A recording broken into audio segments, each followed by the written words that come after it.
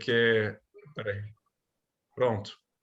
Aí, agora eu vou ter que repetir, porque a gente está gravando isso só especialmente para o Rolf, que está nesse momento no avião.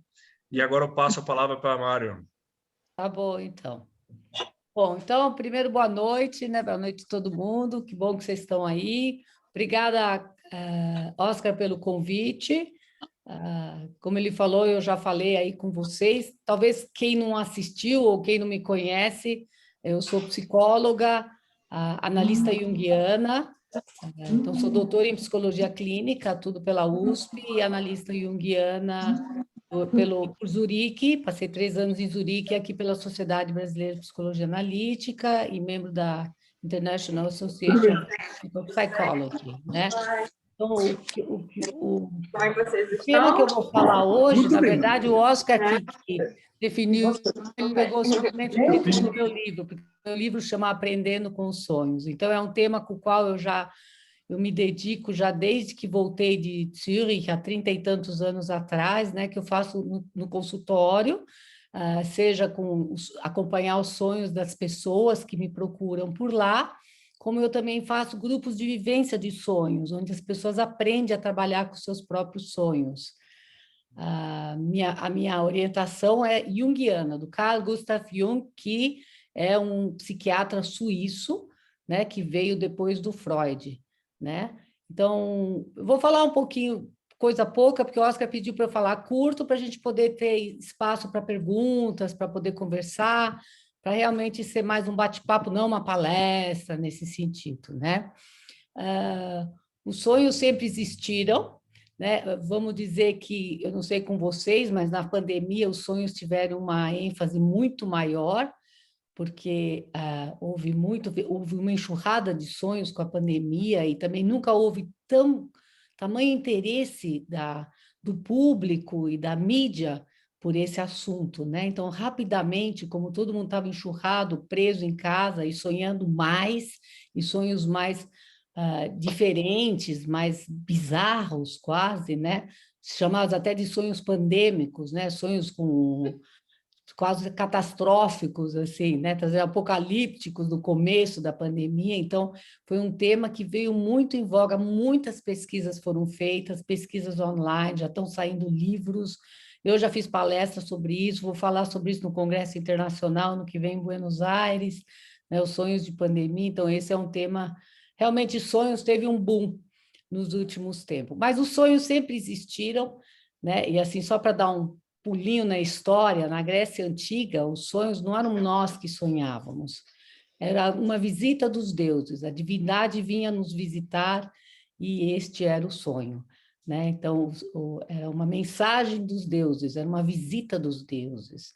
E se a gente poderia até dizer que de quando os sonhos vindo dos deuses para eu sonhei, isso reflete um pouco a evolução do espírito humano, a evolução da consciência humana, né? Se a gente for lá para os franceses, eles falam de fait un rêve, quer dizer, eu fiz um sonho, quer dizer, de uma coisa que me acontece, que é Deus que vem, que faz uma mensagem, e eu tomo todas as precauções, vejo os presságios, se for com uma coisa ruim, eu pego aquele meu sonho e levo por Deus Hélios, ponho no sol para ser abençoado, para tirar qualquer presságio ruim, levo super a sério do sonho, tem tamanha importância, não é? Para hoje em dia você falar que eu sonhei ou eu fiz um sonho, como se fosse uma ação do sujeito, do eu, e não algo que vem do além, né?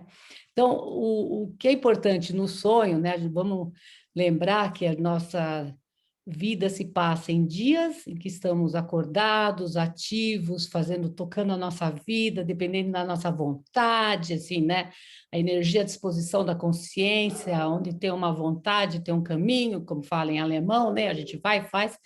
Mas a nossa vida também se passa em noites nas quais nós dormimos e onde as coisas nos acontecem, né? Então, o que caracteriza o sonho é justamente essa espontaneidade de surgimento. Ninguém pediu para ele surgir, mas ele surge e não tem um direcionamento da consciência, concordam? Quer dizer, a gente não consegue direcionar o que nós vamos sonhar, né? Então, ele é fruto de um processo completamente involuntário que acontece em nós, né? Ele é fruto de uma atividade inconsciente. Inconsciente é aquilo que nós não sabemos, né? Aquilo que nós não conhecemos, né? E ele vem numa linguagem também totalmente diferente do que aquela que a gente conhece, né? A nossa linguagem tem uma separação sujeito-objeto, a gente opera com lógica, a gente opera com temporalidade, com antes, com depois, ninguém mistura os tempos, a gente sabe que nós estamos aqui agora, na realidade é hoje, né? Já no sonho você mistura tempos, você mistura espaços, você tem tudo, você não tem a mesma lógica, né? Então você tem nos sonhos, opera uma linguagem figurativa, ela é imagens, ela é simbólica, né? A lógica do sonho está muito mais próxima da mitologia, uma mitológica, do que da nossa lógica cartesiana, né? A nossa lógica racional cartesiana que orienta o nosso dia a dia quando nós estamos em vigília, tá? Então, nós temos que levar em consideração que nossa vida se passa em dias que estamos ativos e em noites em que sonhamos. Então, os sonhos são muito importantes. Para dar uma pinceladinha só, né? Assim, 1957, Damon e Clayton descobriram uma correlação dos sonhos com os rapid eye movements, com os movimentos oculares rápidos. Então, quando a pessoa estava dormindo no laboratório, e você percebia o olhinho se mexendo, acordava, a pessoa podia, em 85% das vezes, te contar um sonho. Isso não quer dizer que é uma causalidade, é uma correlação, porque se você acorda a pessoa quando ela não está com o olhinho mexendo, com uma porcentagem menor de vezes ela te relata também um sonho. Talvez não um sonho tão estruturado, mas ela te relata imagens esparsas, quer dizer, essa não é a causa do sonho, mas é correlacionado. Isso a gente observa quando tem alguém dormindo do lado, você consegue ver isso, que a pessoa está em rapid eye movement, né? Não é bem tão rapid assim. A gente vê no cachorro também, a gente vê no gato, na verdade, todos os animais passam por esse sonhar, né? E experimentos de privação de sono REM, quando a pessoa está em REM e você acorda ela, né? E não deixa ela sonhar, e depois quando ela está em REM de novo, você acorda ela, e privação do sono REM. Nesses experimentos, quando a pessoa, depois que ela vai dormir, ela passa muito mais tempo em REM, ou seja, como que para compensar aqueles estágios do Rapid Eye Movement que foram parados, ela tem perda de atenção, ela pode ter alucinações, ela fica muito desequilibrada emocionalmente, quer dizer, a importância que é esse estágio do movimento ocular rápido do sono, que ele possa existir, né? E cobaias, né, até morrem. Ou seja, o sono, né, o sonho, ele é fundamental para a nossa saúde. Está se descobrindo ainda todos os sentidos que o sonho tem, né, mas que ele é fundamental, ele é. Sem sonhar, você morre. Nós sonhamos, nós temos uma arquitetura do sono em 4 estágios, que se repete mais ou menos a cada hora e meia, tá? E no fim dessa hora e meia, os últimos 15 minutos é quando a gente está no sono REM. Ou seja, nós sonhamos de 4 a 6 vezes por noite, mesmo que nós não lembramos. E talvez nem devamos lembrar. 90% dos nossos sonhos são esquecidos. E a natureza é sábia, ela deve saber por que faz isso, não é? Porque também se a gente for, imagine se a gente lembrasse 4 a 6 noites, 6 sonhos por dia, por noite, e a gente ia passar o dia pensando nos sonhos e não ia mais nem ter o dia, né? A gente ia virar lunático, quer dizer, não é o sentido você lembrar de todos os sonhos, mas eles têm uma importância no desenvolvimento, no restabelecimento do equilíbrio psíquico que ocorre mesmo que a gente não entenda completamente, tá? Então, o sonho, assim, na visão junguiana, né? A gente vê, qualquer um percebe a influência do sonho sobre a vida desperta. Você vai dormir de um jeito, você vai dormir muito chateado com alguma coisa, tem um sonho até que levinho, quase que compensando, te dá uma ajudazinha e você já acorda melhor, né? Então, quando você diz que o sono é reparador, não é só o sono, é o sono e aquilo que você sonhou durante o sono. É que muitas vezes não se pergunta, os neurologistas, em 1970, Estados Unidos, Harvard, Hobson, The Dreaming Brain, sonho era visto como assim um resíduo de uma atividade neurológica que não tem a mínima importância, não tem o mínimo significado, não tem nada. E isso hoje em dia mudou demais, mesmo para os neurocientistas. eles estão descobrindo a roda toda de novo, quer dizer, todos os insights que o senhor Sigmund Freud teve, os insights que o seu Carl Gustav Jung teve, e todos os outros psicanalistas, os neurocientistas, eles conseguem descobrir a roda de novo e descobrem as importâncias do sonho, a sua importância, por exemplo, na consolidação de memórias, de você ter nos sonhos muitas resoluções de problemas, né? O célebre exemplo que o Jung sempre cita é o Kekulé. Lembra o Kekulé, do anel de Benzeno, de quem estudou química? Não é? Ele estava lá trabalhando nos seus escritos, e daí ele estava tão cansado que ele cochilou. E quando ele cochilou, ele teve aquela imagem célebre do Uróboros, que chama, que é a cobra mordendo o próprio rabo. E foi justamente essa imagem da cobra mordendo o próprio rabo que trouxe o hexágono eu falei do benzeno, que teve a descoberta do benzeno, foi então revelação por um sonho. E assim nós temos muitos exemplos. Por exemplo, tem uma carta de Mozart para o primo dele, onde ele fala que a música ela vinha pronta num sonho, e depois era só ele sentar no piano e colocar ela lá, mas ela já estava lá, né? Ou seja, assim, a criatividade ela está muito ligada ao inconsciente, né? E isso é uma coisa que o Jung reconhece, e na noção do inconsciente do Jung, realmente inclui toda essa criatividade, inclui não só um inconsciente pessoal, mas também um inconsciente coletivo, né? Com os famosos arquétipos do Jung, que não vai nem dar para pensar em explicar isso, mas eu vou explicar isso, como é que Jung chegou nisso. Jung foi uma pessoa que ele diz que a teoria dele é um inconsciente que se realizou. Quer dizer, ele era uma pessoa, filho de pastor luterano, né? Ele era uma pessoa que estava muito ligado na vida interior dele, ele era introvertido, então ele teve muitas vivências, muitos sonhos, muitas imagens. Então, a própria teoria dele é super baseada nos sonhos que orientaram a vida dele o tempo todo. E o sonho, por exemplo, que deu essa ideia, um deles, né?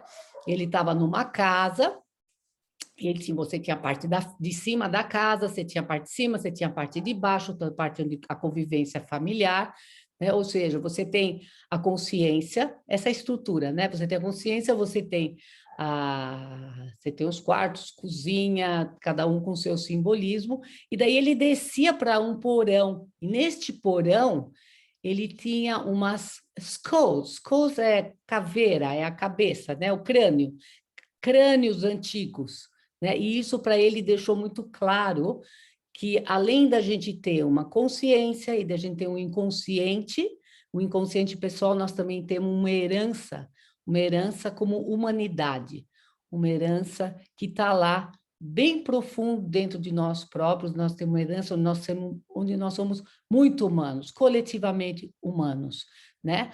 Onde nós temos, junto com os instintos, nós temos instintos humanos e nós também temos esses arquétipos, são formas de representação, formas típicas de representação humanas.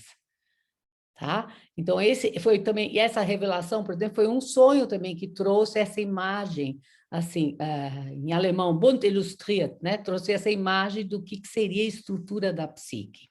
Então, os sonhos, eles vêm numa visão junguiana, né? Eles vêm do self. Self é o selbst. Você tem o ich, que é o centro da consciência, que é o eu, mas você tem o self, ou si mesmo, em português, ou selbst, em alemão, que é mais amplo do que o ich, que engloba também consciência e inconsciente, inclusive inconsciente coletivo também, né? Então, os sonhos, assim, a origem dos sonhos, né, vem do self, tá? E o Jung, a definição que ele faz do sonho, ele vai chamar o sonho como uma autorrepresentação em forma simbólica da situação atual do inconsciente. Ele, diferente do Freud, que ia falar que o sonho é uma realização de desejo, ele faz questão de não atribuir um sentido e um significado fechado para o sonho, porque são tantos tipos de sonho que existem, né? Você, em qualquer tribo que você vai no mundo, você vai achar a distinção de pequenos sonhos e grandes sonhos. Pequenos sonhos são aqueles que compensam as questões diárias, que não são, que estão, sim, tem uma frase do Jung que eu gosto muito, dentro de cada um de nós tem um outro, ele fala conosco através de sonhos. Ou seja, o sonho é um interlocutor interno que nós temos, né? Ele está falando dos nossos sentimentos mais profundos, das nossas vivências mais profundas.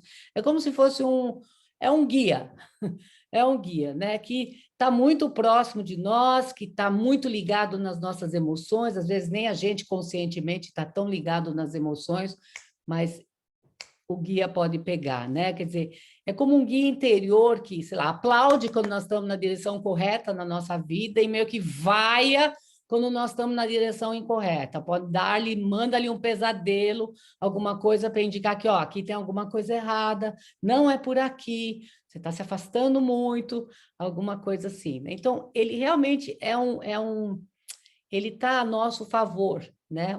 Os nossos sonhos, eles têm tudo a ver conosco, né? Como eu trabalho com grupo de vivência de sonhos, nós vamos aprofundar um sonho, nós vamos ver que num sonho nada é à toa, nada é desconexo. Quer dizer, o que o sonho une é porque tem uma ligação.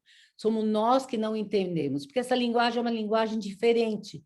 E por que a gente não entende essa linguagem? Porque é uma linguagem da natureza, ela não é uma linguagem da consciência, certo?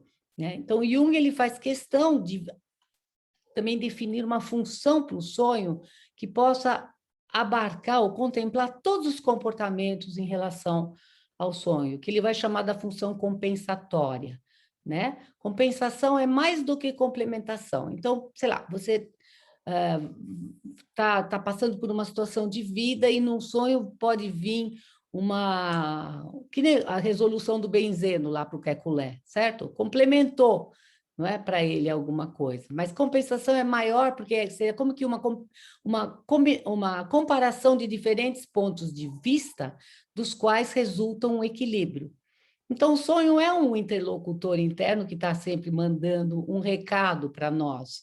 É só uma questão da gente prestar atenção e tomar cuidado e ouvir o que vem aí, né? É que, como a linguagem é muito diferente, a gente meio estranha, mas o que eu vejo quando a gente pega num laboratório psicológico, né, que seria no consultório, que a gente vai em profundidade e acompanha o sonho, vendo o que a pessoa percebe com isso, né, a gente vai perceber que o sonho está muito afinado com o processo de individuação dessa pessoa, tá? E ele normalmente vai estar dando, assim, o próximo passo desse processo de desenvolvimento.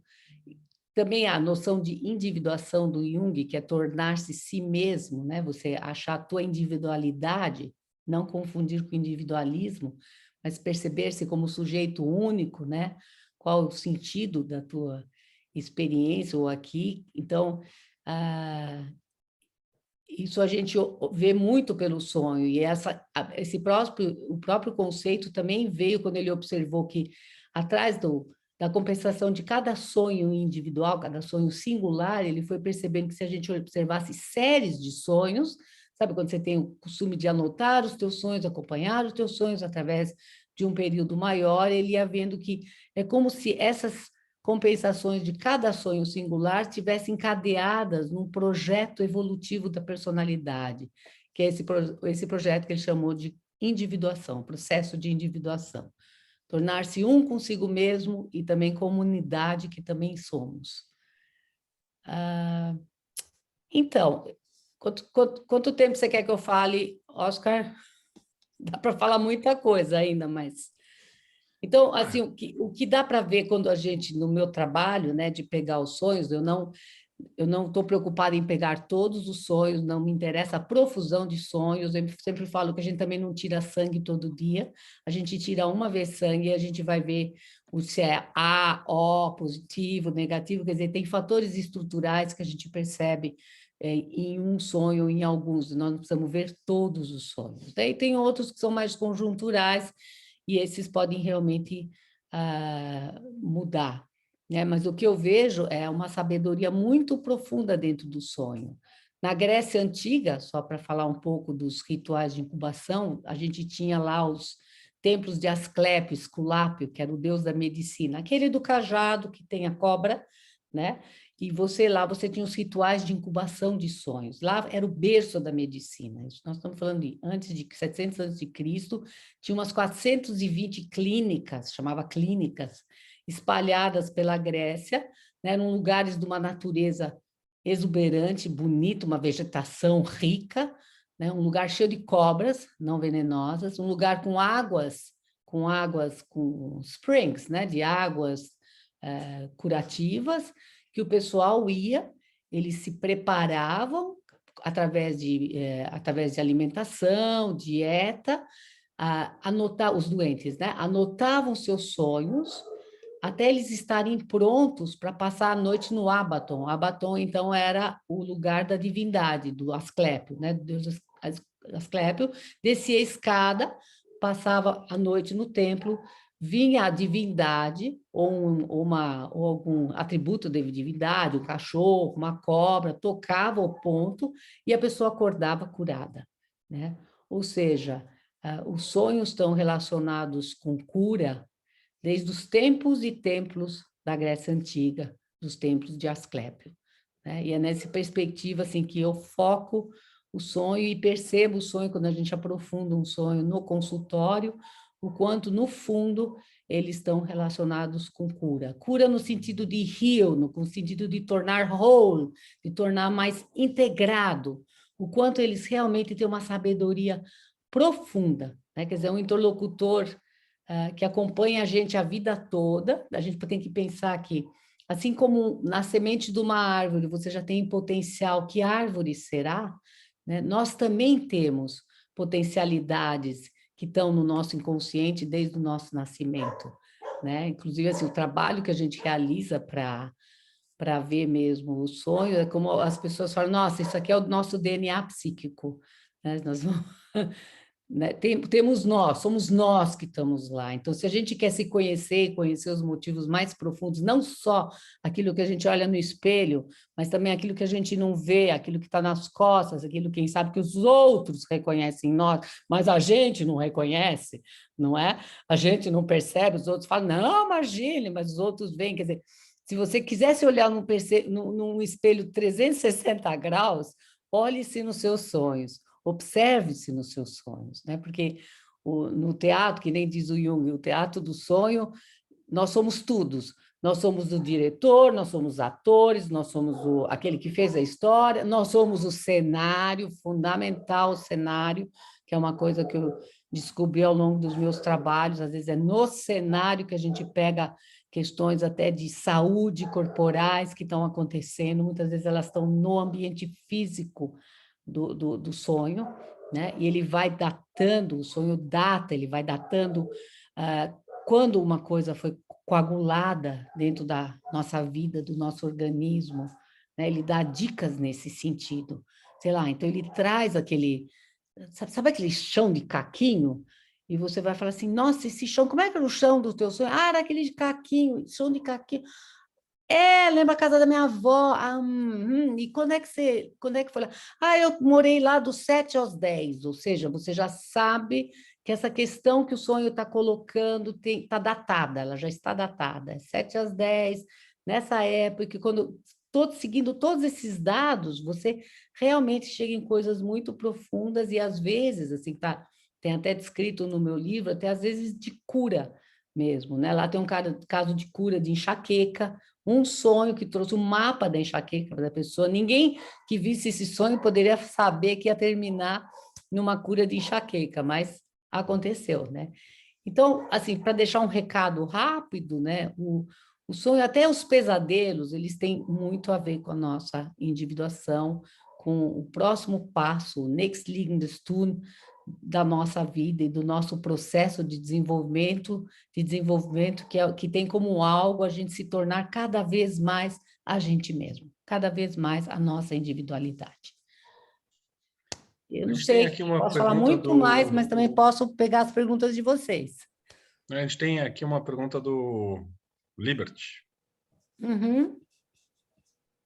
Marion, desculpa, eu queria explorar um pouco essa questão de pessoas que sonham com um mundo paralelo. Elas têm recorrentemente sonhos no mesmo ambiente, como se fosse uma outra cidade, um ambiente, mas por diversas vezes, por noites seguidas e durante anos, elas têm contato com esse ambiente. Você tem alguma coisa para falar sobre isso? Você já teve alguma experiência dessa natureza? Enfim, A gente não está falando de política aqui, né? Não, De pelo amor governo, não, presidente, nada, Não, né? Tá bom. não, pelo amor de Deus, é sério mesmo. sei, sei. Tô brincando. Olha, Liber, você tem sonhos recorrentes, né? Aí você está me falando que o ambiente é recorrente. É como se fosse uma vida paralela, uma cidade ou um ambiente que você tem episódios que passam no mesmo ambiente, às vezes com pessoas semelhantes do teu convívio, outras nem tanto, outras vêm, outras vão. Parece uma vida paralela mesmo. Olha, Você conhece nesse alguém? nível eu nunca Eu tive nenhum. conheço Você conhece alguém assim? Porque eu a nunca tive ninguém no minha consultório mulher. que tivesse, assim, que tenha sonhos recorrentes, sempre com casas, mas as casas são diferentes. Então você tem que ver essa recorrência é alguma coisa que está se manifestando. Quer dizer, se está voltando e voltando e voltando, é porque é alguma coisa importante que tem que ser vista. Agora, como vida paralela, isso eu nunca vi. Você conhece alguém ou você Minha leu mulher, sobre isso? minha mulher. Ah, olha só, que interessante. Ela está sempre em outro lugar. Eu sei, por exemplo, de experiências de quando você tem experiências de respiração holotrópica, que é um processo de hiperventilação, que você vai num estado holotrópico de consciência, onde você tem muitas vivências do perinatal, de nascimento, você recobra coisas, e você recobra coisas de, teoricamente, outras vidas, né? Reencarnações. Para mim, é assim, se é reencarnação ou se é encarnação, eu não me preocupo. É realidade simbólica, é realidade psíquica. E essas pessoas, muitas vezes, voltam para lugares semelhantes. Toda vez que elas respiram, que elas entram num estado não ordinário de consciência, para não falar alterado, elas voltam para espaços semelhantes. Então, eu diria que pode ser alguma coisa de outro espaço psíquico, se você acreditar em reencarnação, você pode até falar que pode ser outra vida, alguma experiência, mas você pode estar revisitando um trauma, pode estar revisitando uma questão que ficou super marcada na hora do nascimento, né? Você pode estar revisitando tudo isso, né? Muito Você tem uma ideia? interessante, mas daí tem que ver a verdade, ou assim, a profundidade vai estar em aprofundar o que está sendo trazido.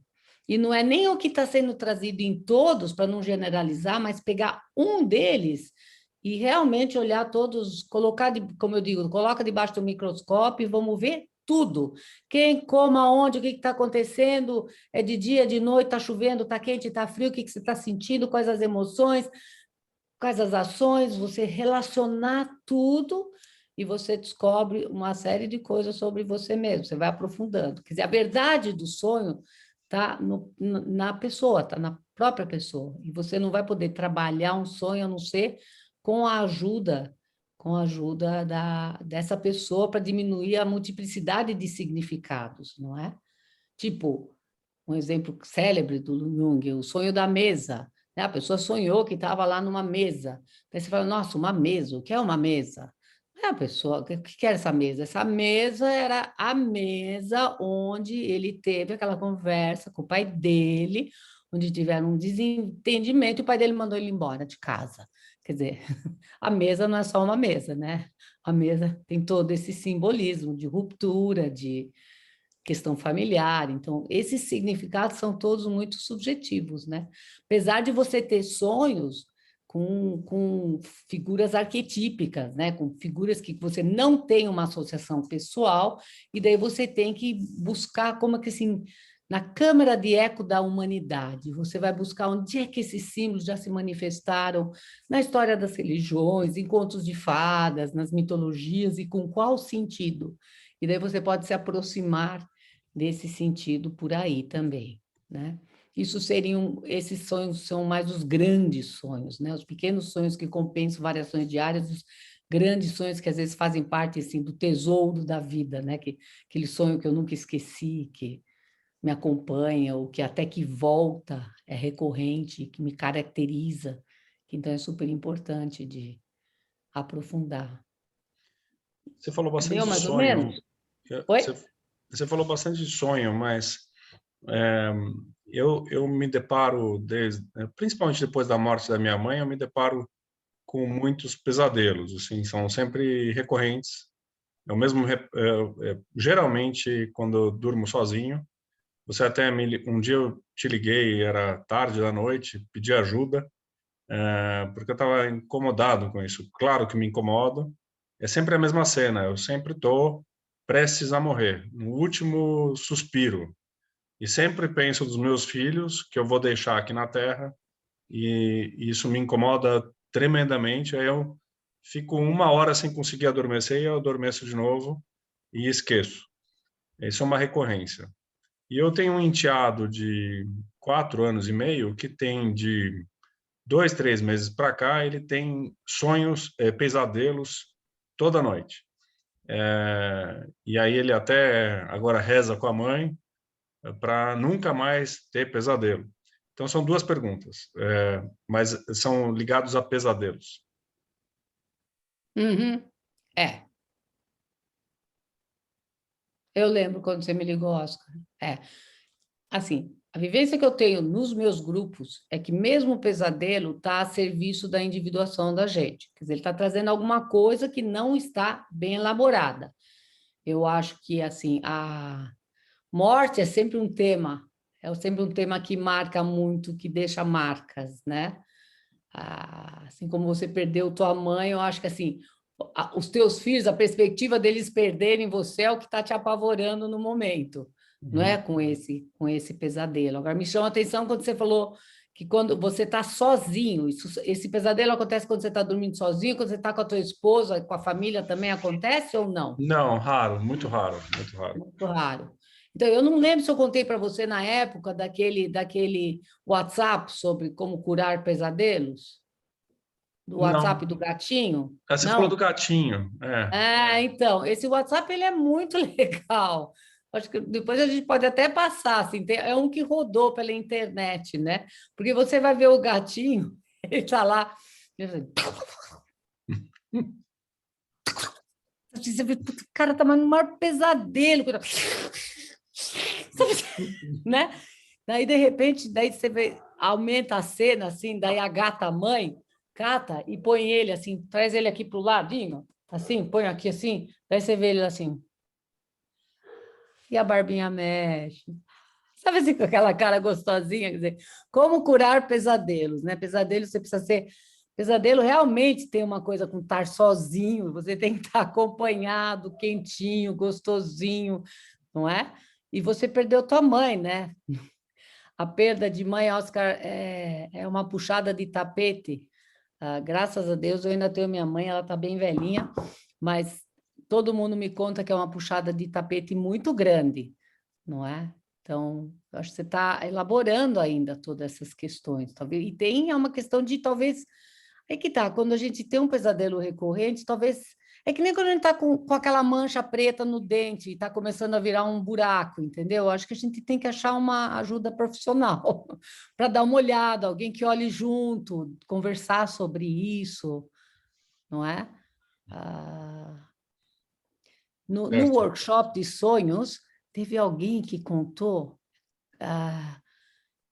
nem lembro mais quem, talvez o Walter lembre, não lembro mais quem que foi, que também que a criança tinha pesadelos e daí a mãe ia e ficava fazendo reza na orelha da criança, sabe assim? Para tipo, para acalmar, e que isso curou, ajudou a curar os pesadelos, né? Conheço também pessoas que têm memórias lindíssimas de uma avó, acho bárbaro, ela ia e ela rezava para a criança, sempre mexendo na cabeça, sabe? Fazer aquela reza do anjo da guarda, que o anjo da guarda tem umas rezas bonitas do anjo da guarda, e fazendo assim na cabeça. E assim, as netas, os netos lembravam disso, assim, como, sabe, como, nossa, assim, proteção maior, de outra esfera, assim, vinda, né? Ainda com essa coisa sensorial, né? De pegar no colo, de aquecer, de se sentir amparado, né? Legal. Agora, eu vou te contar, essa coisa de morte, ela mexe muito mesmo, né? Tira do prumo. E você é filho único, né? Uhum. Tinha tua mãe, quer dizer, era realmente, era a tua família, né? Então, tem alguma coisa assim que eu acho que eu diria que é a elaboração do luto ainda não faz tanto tempo, né? 2 anos e pouco. É. Está Você elaborando falou ainda. exatamente isso. Mas o que chama a atenção é que sempre é a mesma. Depois de ter sido assaltado aqui na Américo Brasiliense, há uns 10 anos atrás, eu passei mais ou menos 1 ano sempre com o mesmo sonho também, mesmo pesadelo. Era sempre, Uhum. eu sentia o tiro penetrar meu corpo, assim, a ardência da bala dentro do meu corpo. Mas você Sentia teve uma claramente. bala dentro do teu corpo? Não, não, não. Mas no sonho, no pesadelo, era sempre Aham. um tiro. Né? Sempre, e eu via até o rosto, o semblante de uma outra pessoa que não foi o que me assaltou. Parecia um fantasma. E Uhum. até isso ir embora. E aí se foi. Uhum. Mas foi um trauma. Então, os traumas, né? Os traumas É, realmente,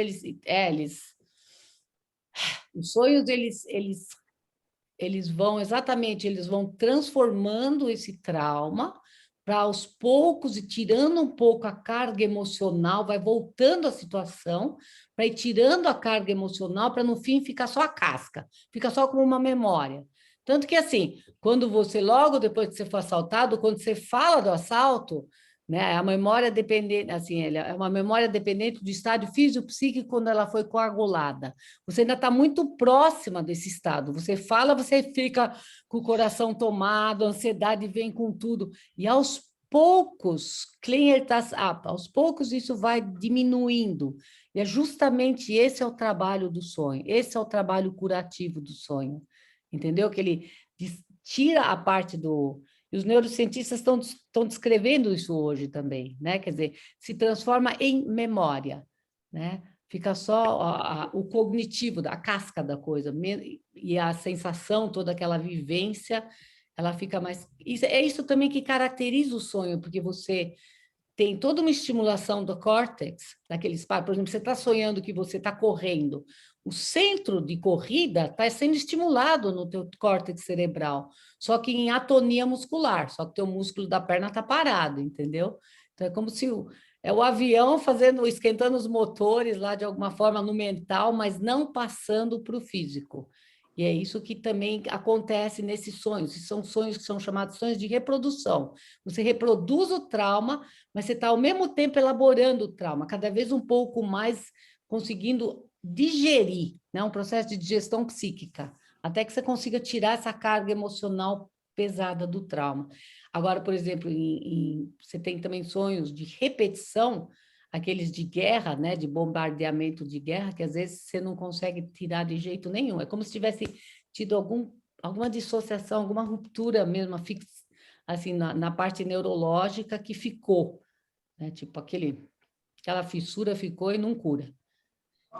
legal. Pegando uma carona, vai Mário. devagar, tem que ver a evolução desses.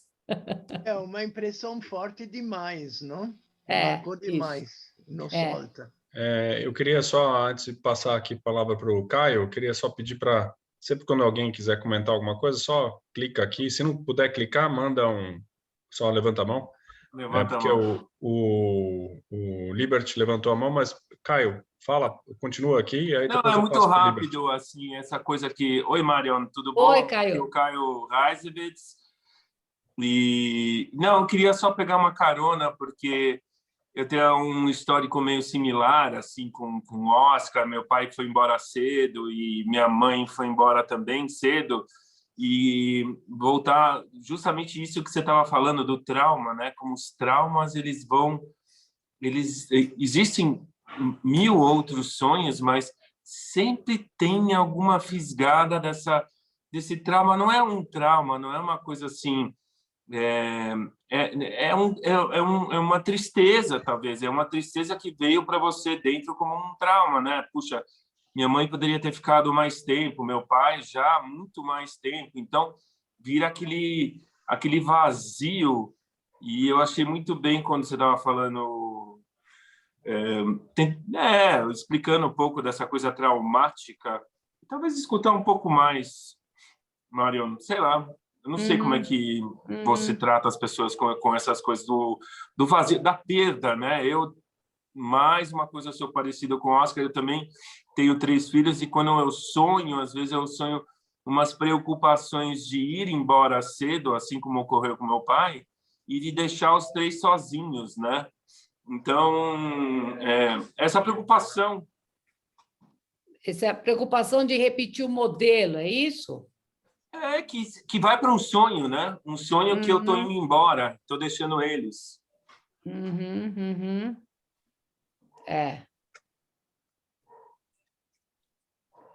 Isso a gente vê, né? É como se achar que tem que repetir o modelo, né?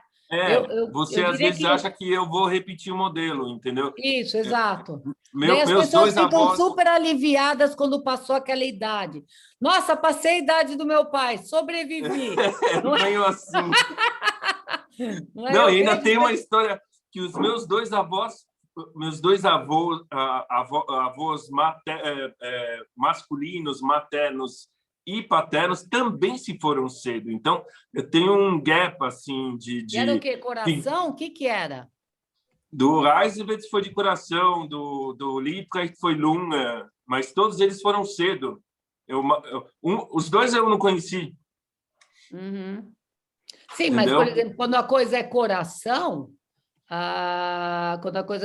tem que tomar cuidado, né? Porque tem toda uma coisa genética, tem uma coisa hereditária, né? Eu tenho um bom cardiologista, Então, estou sendo acompanhado. De hoje em dia, né? De você não ser mais... Eu lembro de uma pessoa que a filha teve uma trombose e com isso meio que salvou a vida do pai, porque quando foi fazer os exames de trombose, era um problema do sangue mesmo, de coagular. E daí ficou explicado por que o avô e o bisavô e o tataravô tinham morrido rapidamente, de repente. Entendeu? Porque ninguém sabia, né? Porque ninguém sabia disso. E daí, quando a filha fez o exame, deu esse fator genético no sangue, o pai foi fazer o exame, ele tinha. Então, ele, desde então, toma o seu diluidor de sangue e está vivo ainda, tendo sobrevivência, porque descobriu graças à trombose da filha. Né? Então, né, essas coisas hereditárias, elas passam, né? Mas não pode ser que você está sem som. Está sem áudio. Para que o Rolando vai falar. Mute. Não, o que me passou é que, vamos dizer, se você está na vida acordada do dia, correndo atrás das tuas obrigações, você não tende um pouco a reprimir sentimentos que te trazem tristeza e talvez daí eles aparecem no meio do sono. Não sei se faz sentido o que eu estou falando, mas quanto mais você reprime e não resolve viver o luto, vamos dizer assim, né? E talvez isso tenha algum impacto também, né? Posso passar aqui para o Liberty? Deixa eu falar aqui. Não, pergunta super rapidinha, Marion. Eu nem queria atrapalhar essa discussão aí, mas me ocorreu o seguinte, e aí era uma pergunta, uma curiosidade. A gente sabe que quando a gente está acordado e tem uma situação uma situação extrema, você tem uma ocorrência chamada sequestro da amígdala, né? Eu queria saber se isso é possível também durante o sonho. Se o sonho pode ser tão extremo a você ter uma reação de sequestro da amígdala. Veja, eu vou por parte. Tira o teu som, Chá. Tira o teu som, vai dar eco. Então, só voltando, esse que o Rolando falou, eu acho que tem tudo a ver, tá? Porque se a gente, no dia a dia, não está prestando atenção nas questões, o sonho vem, tipo, chamando ela de novo, né? E isso é muito comum, quer dizer, você acaba não vivendo o teu luto conscientemente de tantas responsabilidades que você tem, tanta coisa que te puxa, só que é como se a psique dissesse, você não vai fugir disso, você tem que trabalhar isso, né? E trabalhar isso, quem sabe, sorry, quem sabe é isso mesmo, é ir na igreja, é rezar, é ir visitar o túmulo, é chorar, é perceber um monte de coisas,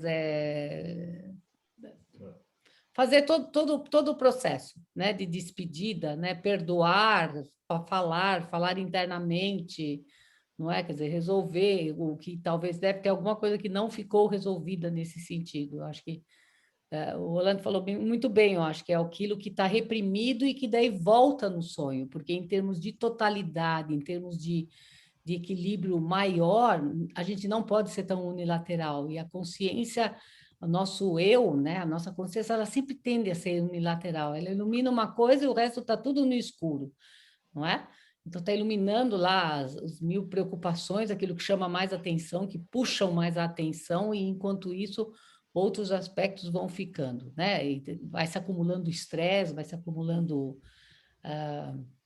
outras questões. Essa questão, por exemplo, o sonho a função dele é reequilibrar, é restabelecer o equilíbrio de alguma forma. É como uma digestão psíquica mesmo, né? E a gente sabe, sei lá, se a gente engole um sapo, né, ou engole uma baita de uma feijoada, o estômago dói, né? Quer dizer, fica mais difícil de digerir isso. E esses são os sapos da vida da gente que a gente tem que engolir e que fica muito mais difícil de digerir, né? Demora mais tempo.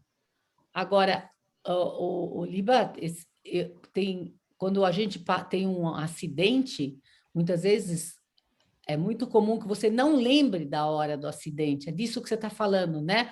Você tem um bloqueio, que é quase uma proteção mesmo, da pessoa nem lembrar. Ela tem aquele acidente de carro e ela fica com amnésia sobre aquilo. É disso que você está falando, né? Na verdade, o sequestro da amígdala, que fica no hipocampo, né, fica no cérebro, ele pode trazer uma série de consequências, né? E a minha curiosidade era saber se esse evento pode acontecer no sonho, porque o sequestro da amígdala ele vem normalmente quando você tem uma dose de um choque de adrenalina no corpo gigantesco, né?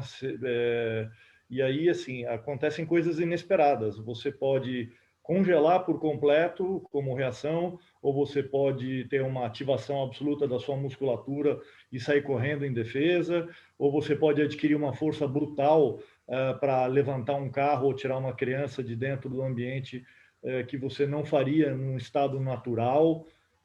Assim, a pergunta é se isso poderia vir a acontecer num sonho também. Olha, o que você tem às vezes é que você pode, num sonho, ter um ataque cardíaco. Isso acontece, não é? Então, você está num esforço brutal, alguma coisa, tem uma imagem que tem a ver com isso, e você acaba acelerando, porque a ideia do sonho é que você mantenha a atonia muscular, que é aquilo que eu falei. Esse é o sonho legal, é o sonho que é funcional, né? Você tem a imagem, mas você não tem todas as inervações, ficam poupadas. Mas às vezes é uma coisa, sei lá, isso eu observei, por exemplo, em começo de ataque de pânico. Isso é uma observação minha, não é nem uma coisa que eu leio em bibliografia, mas eu observei algumas vezes que no começo de ataque de pânico, quando o sonho, em vez de ele fazer esse trabalho e ficar só num plano mental, ele entrava numa sensação corporal, ele ficava muito vivo, né? Mas isso aí eu não acho que tenha a ver necessariamente com esse sequestro que você está falando, porque no sonho a gente só vai trabalhar com aquilo que a gente lembra, né? Então a gente não sabe o que a gente não lembra.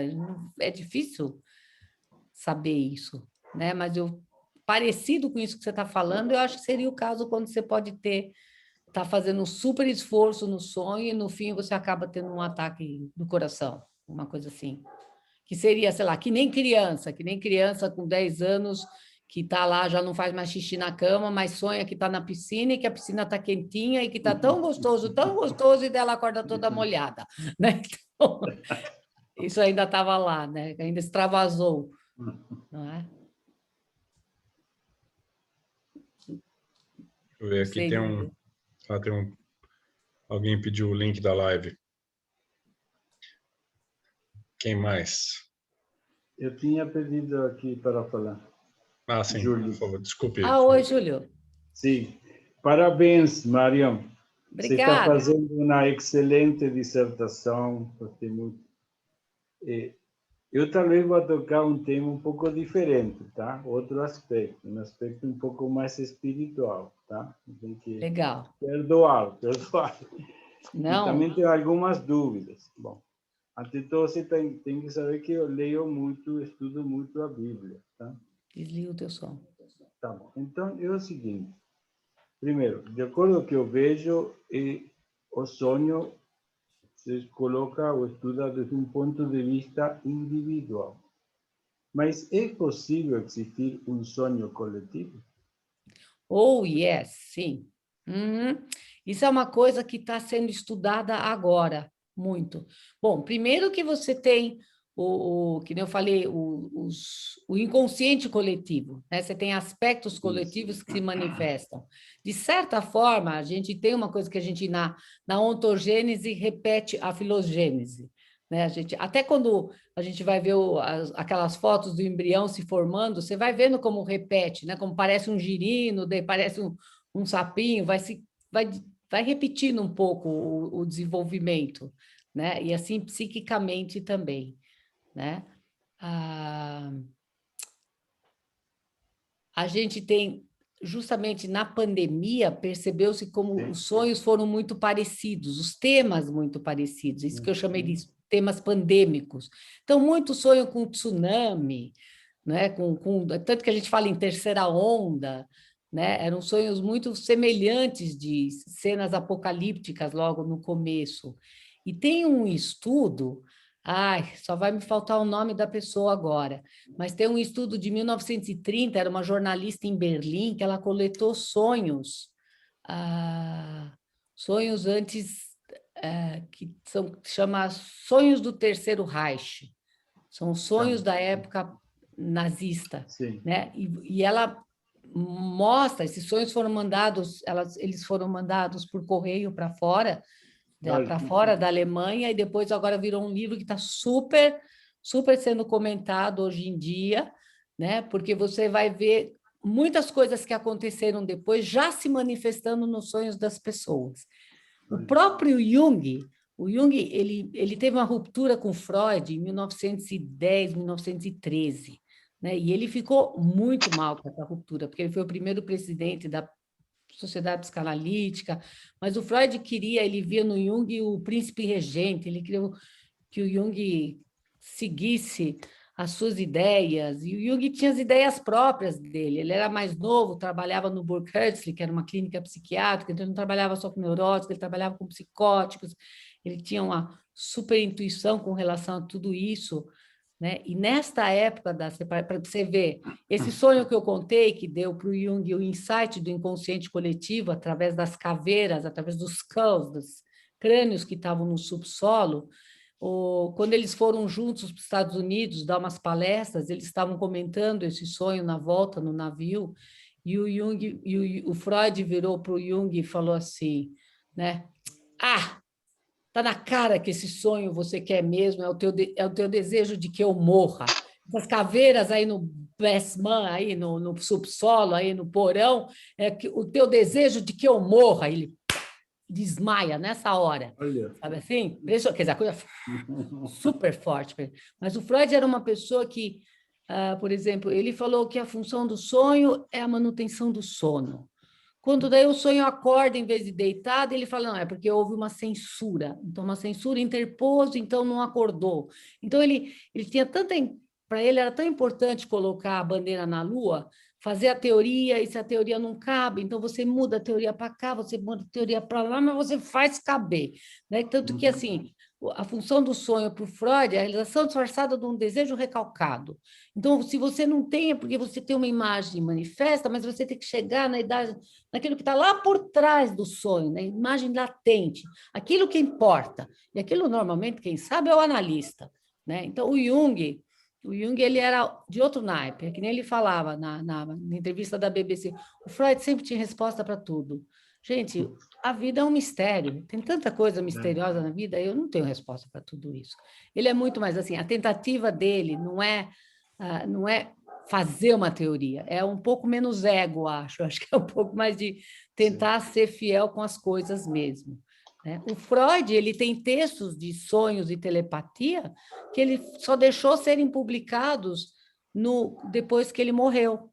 Porque o biógrafo dele, o Ernest Jones, falou, você já é tão polêmico, não vai entrar com coisa de misticismo. O Jung, não, ele falou de telepatia, de sonhos com presságio, ele falou disso tudo, tanto que ele daí é criticado, por um lado, por ser místico, alguma coisa assim, essa questão da espiritualidade, que está muito presente no Jung, né?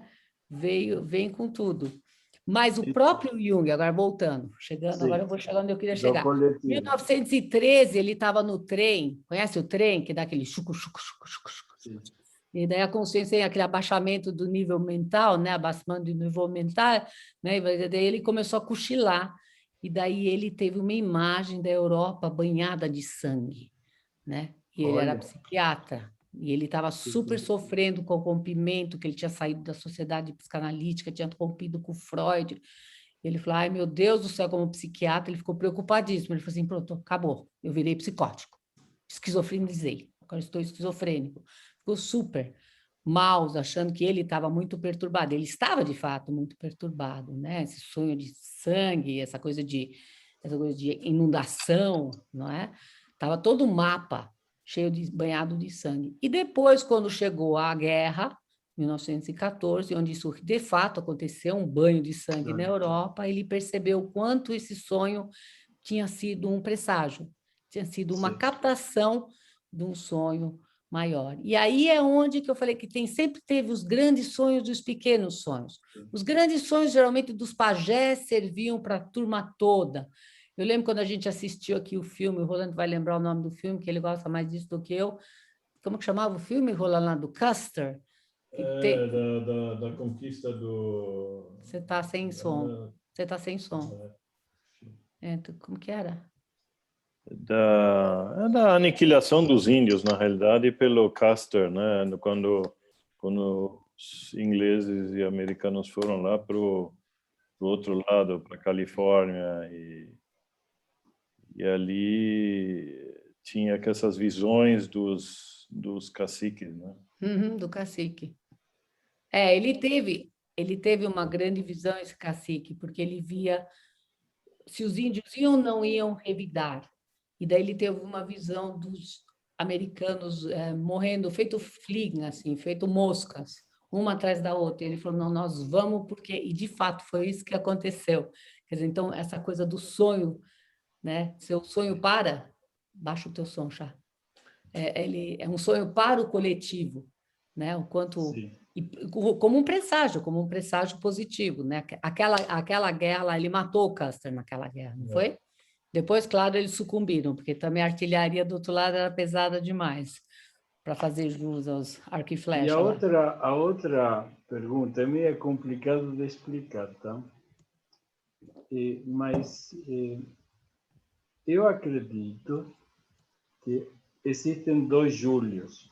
Aqui, um Júlio terrestre, mais carnal, e um Júlio mais celestial, tá? Mais espiritual. E para estar em harmonia, meu ser, ambos têm que estar em sintonia, certo? Então, eu, por uma parte, rezo e tudo que durante a noite a alma descansa e depois eu recebo a alma novamente de manhã. Mas eu eu gostaria de saber se durante o sonho existe, porque entendo que o Júlio carnal tem essa parte psíquica, não? Psíquica, física e psíquica. E o Júlio, que espero que seja eterno, não?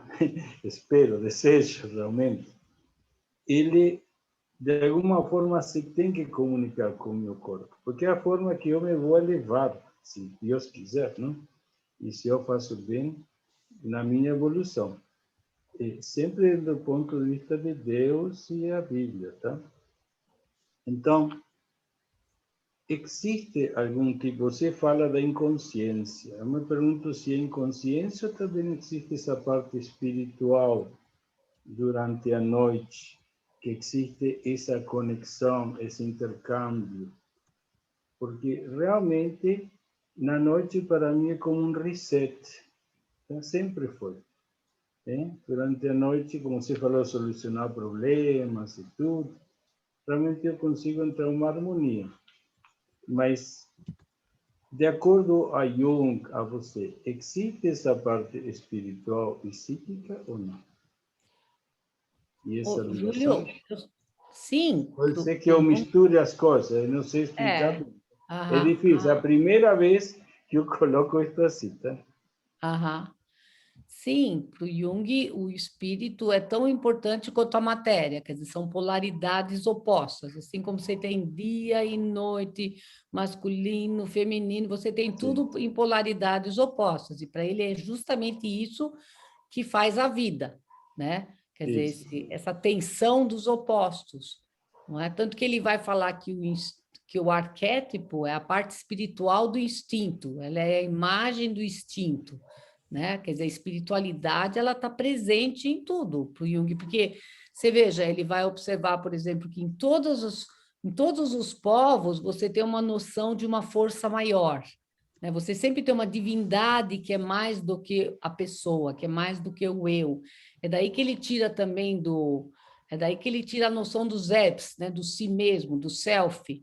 O self ele é mais amplo, ele seria como que Deus em nós, seria o espiritual, a espiritualidade em nós, né? Para ele, a espiritualidade é super importante nesse sentido. E ela não é que nem para o Freud, que via tudo como a base, a pulsão sexual. Eu entendo isso. Para o Freud, a ideia da libido, né, da energia sexual, é o conceito de força da física. Para o Jung, é um conceito da energia. A energia pode se manifestar de várias maneiras. Ela pode se manifestar como energia física ou como uma energia espiritual. Pode estar mais próxima da matéria ou mais próxima da espiritualidade, né? Então, para o Freud, quando ele vai falar em espiritualidade, ele vai falar que isso fosse um processo de sublimação, né? De uma energia que, em princípio, coerente com a noção de força na física, que já tem a sua manifestação dita, né? E o Jung não, ele vai falar, não, você tem espírito e matéria como polaridades opostas de uma mesma energia, né? Do mesmo vida que se manifesta ora como matéria, ora como espírito, mas no fundo, lá no Hidden Connections, do outro lado que você não vê, tá tudo é uma coisa só, né? Espírito e matéria são dois aspectos de uma mesma vida que nós vivemos. Então, a única coisa assim, quando você falou, é que eu sinto o espírito fazendo parte do corpo, fazendo parte da minha vida aqui, assim, não, ele não é uma coisa que eu visito à noite quando eu estou dormindo. Não, eu não acho é à que a noite. espiritualidade está aqui direto. Não, ele está continuamente, E isso que me dá também para a decisão do livre-arbítrio, para tomar decisões certas, certo? E essa parte espiritual. Somente que, a vezes eu penso que na noite como que existe, talvez, você fala do sonho, talvez existe algum tipo de, como uma linguagem, algo em especial, não? Eu acho que tem, eu acho que existe os sonhos que trazem vivências espirituais, os sonhos que trazem verdades filosóficas, sonhos que são super banaizinhos que só compensam questõezinhas do dia a dia, sonhos que resolvem problemas, sonhos que trazem presságios, sonhos que retomam traumas, quer dizer, é uma multiplicidade mesmo de sonhos que a gente tem. Assim como a gente tem uma multiplicidade de coisas quando a gente está acordado na nossa consciência, a gente tem tamanha ou até maior multiplicidade no inconsciente, porque numa visão junguiana, assim, o inconsciente é a matriz criativa. Quando a gente nasce, a gente é só inconsciente, a gente é só potencial, né? E tudo vai se realizar depois, de alguma forma, né? Mas 3.000 anos você seria uma colega de José e Daniel. Os dois leitores de sonhos, não? Joseph era no Egito e Daniel na Síria. Uhum. Leitora de sonhos. Mas é muito fascinante o tema que você trata e a forma como você estuda e explica. Porque tem uma sabedoria, por isso que eu chamo de aprendendo com sonhos, porque a sabedoria nos sonhos é muito incrível. Realmente gente, é a mesma matriz criativa do qual os artistas bebem também, né? Quando eles vão fazer a sua arte. Sim. Vem tudo lá do inconsciente, e a gente tem essa fonte de criatividade dentro da gente, quer dizer, o filmmaker, o diretor de teatro que faz essas peças de teatro dentro da nossa mente toda noite aí, né? É incrível, né? Essa criatividade que tem aí de juntar as coisas. E o que eu vejo no aprofundamento do trabalho é que realmente não tem nada que não tenha um sentido. Tudo tem um sentido e um significado. Só que ele não é... Atrás da aparente falta de lógica tem uma profunda lógica, mas uma lógica de outra ordem, né? Muito mais, sei lá... muito mais completa de alguma forma. E sempre tendo outra dimensão também. Outra dimensão, e sempre tendo um sentido de colocar a gente em harmonia com o momento de vida e com o nosso processo de individuação. Mesmo os pesadelos, mesmo aquilo que pareça ruim. Só que, pesadelo, ele é ruim, mas faz parte, né? A vida não é só de coisas boas, né? Tem alguma coisa aí. Muito obrigado, Maria. Muito obrigado. Obrigada a você. Deu para responder, mais ou menos? Sim. Então obrigado. Eu acho que a gente deu aqui... A gente ainda não sabe direito quanto tempo que a gente vai fazer essas conversas, mas também eu queria também terminar sempre em cima. Então, essa é uma receita de bolo. Bom. É bom terminar quando dá vontade de continuar. Mas o que eu queria também aprendi nesses eventos, que a gente pode fazer assim, terminou agora, abruptamente, né? Se alguém quiser ainda fazer um comentário, e aí todo mundo fica à vontade, quem quiser comer o spätzle que encomendou com a Vivian, que gentilmente enviou o vinho aqui para a gente, e quem quiser ainda ficar mais 10, 15 minutos aqui com a gente não fecha o canal. Então a gente deixa até às 8h30 aqui o canal aberto, e aí quem quiser ficar conversando e quem quiser também continuar a conversa, é só pegar hoje em dia é muito fácil, né? Pegar o WhatsApp um do outro e a gente continua. Então, já temos o WhatsApp no grupo, né, Oscar? Tem. Tem o WhatsApp Não, de mas todo olha, mundo, né? deu super certo. Te agradeço. Achei nem precisa fazer uma enquete aqui para saber se foi bom ou não foi bom. Foi excelente. Obrigado novamente a Vivian por ter encampado essa história. Espero que você agradeço muito também. Você vai ter que virar sócia de novo, Vivian. Vou ter que voltar. Vai ter que voltar. Você é parceira, pelo menos. Parceira é, Vivian. E quero também reiterar aqui para vocês divulgarem ou comentarem. Eu tenho tentado no grupo também postar fotos e memórias. Tem vindo fotos incríveis. O Liberty mesmo colocou algumas fotos. Hoje veio uma foto lá do prêmio de fotografia, mas o Ingo postou uma foto da visita do Helmut Schmidt. E assim, são mais de 60 anos de história que o clube tem.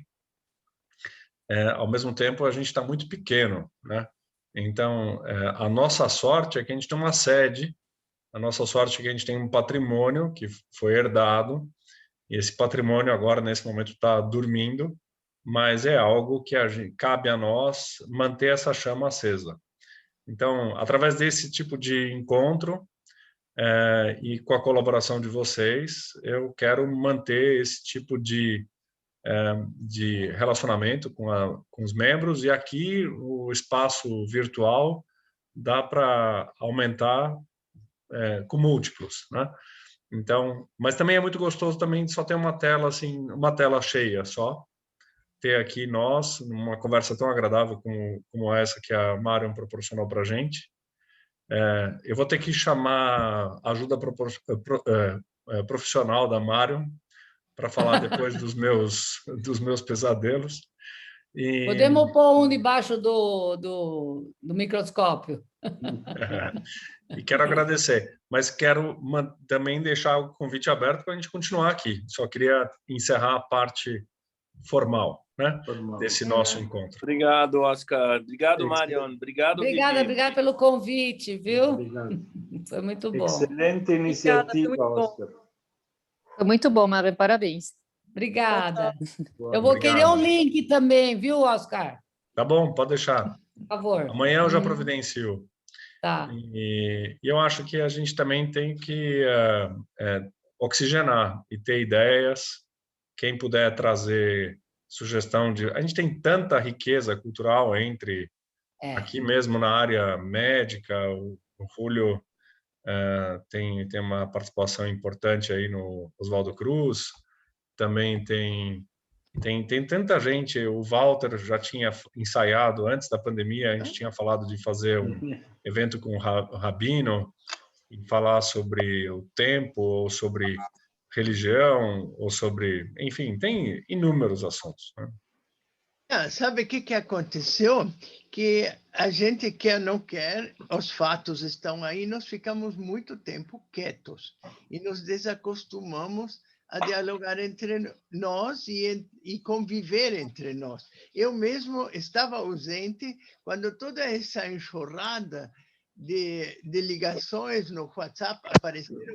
Falei, meu Deus, eu não conseguia lê-las, deixei acumular, e quando eu vi tudo, me levei um tempo enorme, disse, nossa, o clube acordou, vamos então empreender de novo nossos sonhos, não? E agora seria bom saber se nós vamos continuar nesse ritmo, não? Sim, sim. Na verdade, tem uma... Eu acho, eu não sei se é antroposófico ou se é universal, mas tem uma regrinha dos 3 R's, que é ritual, ritmo e rotina. Então, se a gente tiver todo um Vine MCT no virtual e depois presencial, e saber que isso acontece de forma rotineira e com ritmo, a gente vai ter mais pessoas. O que é ruim é as iniciativas que começam e depois não continuam, né? Mas olha, o primeiro convite não saiu nem Vine no CT, senão saiu Vin CT. Porque eu falei, o que tem a ver Viena agora? A Cíntia ela teve dificuldade no copy-paste. E eu não reparei, mas foi um teste para percepção, se vocês estavam prestando atenção. Mas é uma boa ideia, nós não podíamos falar com o Stefan do consulado da Áustria para nos proporcionar também algum input austríaco. Aliás, isso foi o highlight da nossa enquete, ter comida, porque a gastronomia, claro que música, por mais que eu tenha me empenhado... Acho que hoje já foi austríaco, viu? Hoje, hein? O vinho daqui, de onde vem esse vinho? Não, de Pfalz. É Pfalz. Esse é da Pfalz. Ele falou que eu... Faço questão de receber minha garrafa. Mário. Gulas. Alô? Pode falar. Alô? Eu estou mute. Não, e eu acho legal, a Vivian pode trazer sempre um vinho novo. E claro. Enquanto o clube tiver ainda um pouquinho de dinheiro, a gente vai gastando. Não, brincadeira. Pelo menos é com coisa Oscar, boa. Oscar, a enquete ainda não veio por e-mail. E teve vários reclamando que não receberam. Eu fui monitorando e não recebi ainda a enquete. Então, vamos fazer uma nova enquete, que aquela enquete eu encerrei. Então, eu faço uma nova enquete. Mas sem nós. É porque a gente mandou pelo WhatsApp, você tem razão. A gente manda uma nova enquete e manda por e-mail também, eu acho que o senhor Tom acabou de comentar isso também. A gente manda por e-mail. É que aquela eu não consigo mais prorrogar. Eu faço uma nova. Por que não consegue? Bom, se você tiver me dar uma aulinha depois no Google, eu acho que deve ter um botãozinho que dá para reactivate, né? Não, mas eu não sei nem o conteúdo, por isso que não faço nem imagino por que não possa ser estendida. Tá bom. Eu vejo isso. Ficou. Eu falo com a Cíntia, mas também queria pedir aqui, aproveitar ainda o Christian, nos últimos minutinhos, para o Christian também propagar isso. Sim, se não me engano, ele é filho do Kido, não. Filho do Kido que cuidou de papai. Eu sou sobrinho do Hans Kedua. Eu sou sobrinho do Hans Kedua, do cardiologista. É sobrinho. Meu pai faleceu, era advogado. Era o Günther Kedua.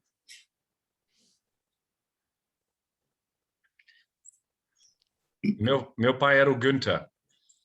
Meu pai era o Günther e o meu avô era sócio do avô do Christian Herner. Meu avô era dos seguros, o Heinz Kedua.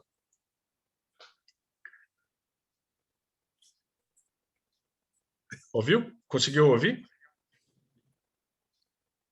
Bom, então, eu acho que queria só pedir aqui para o Christian para a última palavrinha aqui, porque o ICSA é um clube muito grande em comparação ao CT, só que a comunidade Brasil-Alemanha, e principalmente a comunidade que a gente tem olhado nos últimos anos, a comunidade que se interessa pela cultura Brasil-Alemanha é quase ilimitada. Com as pontes que a gente pode fazer com o consulado alemão e também com as associações internacionais, a gente tem ali muito espaço para trocar ideias, fazer amizades e fazer negócios, né? E o ICSA tem um ingrediente que a gente não tem, que é o elemento esporte. E os jovens também, que estão presentes lá. Então, Cristiano, você quer fazer algum comentário? Você chegou a comentar dentro do ICSA desse evento aqui que a gente estava fazendo? Não, acho que não, desculpa. Foi falha minha, podia ter divulgado, mas puxa, realmente super bacana. Mário, adorei o evento, tá? Assim, eu não pude ir nesse evento de sonhos que foi feito há uns 3 anos atrás, ou 2 ou 3 anos atrás, presencial, né? Mas fantástico. Tem um monte de dúvidas aí que eu não consegui colocar, porque acho que não deu tempo, né? Senão ia estender muito. Agora, acho que a questão das entidades alemãs realmente é um ponto para todos nós pensarmos, né? Como a gente evolui, né? Nesse nosso mundo está cada vez mais disperso, né? Assim, a comunidade alemã ela não cresce em São Paulo, no Brasil, né? Ela não tem como, né? Nós estamos aí e estamos cada vez mais longe e dispersos e realmente fica a minha, digamos, sugestão que todos pensem como a gente pode manter as tradições dos clubes vivas, né? Quer dizer, manter os objetivos dos clubes, né? Manter para que os clubes existem funcionais, né? Eu acho que a iniciativa que nós estamos aqui hoje é um excelente exemplo do que o CT faz, tem que fazer futuramente e ele precisa se preocupar com isso, né? E é pena que às vezes a gente se perde em outros problemas, né? Acho que o inquilino que não quer renegociar contrato, o IPTU que não sei o quê, essas coisas. Então, fica aí digamos, minha sugestão para todo mundo pensar como como a gente caminhar e caminhar juntos aí para o futuro, né? Legal, Cristiano. Eu gostaria de adicionar uma coisa, Oscar. Para os cabeças das corporações que estão nos assistindo, pelo menos o ICSA, o Transatlântico, eu volto a lembrar as reuniões das corporações, tanto de São Paulo, que, por exemplo, na segunda-feira que vem será feita mais uma reunião, vão ser tratados temas importantes, como da imigração, como comemoração da independência do Brasil e coisas do gênero, e a integração com a Federação das Corporações Alemãs do Brasil, que é oriunda de Rio Grande do Sul. E gostaria que, então, todos participassem, porque tem muitos eventos e muitos tópicos muito importantes para serem trabalhados. E o Dr. Legge, ele manda o convite para todas as corporações, de maneira que eu gostaria de colocar aqui neste lugar, por favor, participem. Perfeito. Obrigado, Walter. Mas tem que mandar o convite, Walter. Claro, o Dr. Levy mandou o convite para todas as corporações, ou seja, Transatlântico recebe, ICSA recebe, as escolas recebem, e assim por diante. O hospital recebe, e os que podem participar, por favor, participem. Legal. Obrigado a todos. Até a próxima, daqui a 2 semanas, terça-feira. Não, terça-feira não. Terça-feira. Às 19 horas, a gente se encontra aqui de novo. Bravo. Obrigado você, Oscar.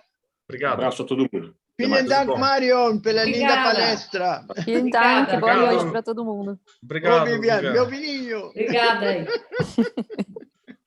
Pode deixar a garrafa. Tchau, tchau. Tchau, tchau, Marion. Tchau, obrigada, Walter. Beijos. Outro.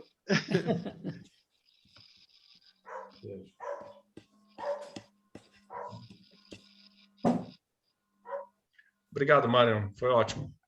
Tchau, Oscar. Obrigada. Eu quero o link, também? Tá bom? Manda para mim. Mando sim. Mando amanhã. Obrigada. Tchau, ihr Lieben. Obrigada pelo convite. Tchau, tchau. Tchau, tchau. Schönen Abend. Tchau, tchau.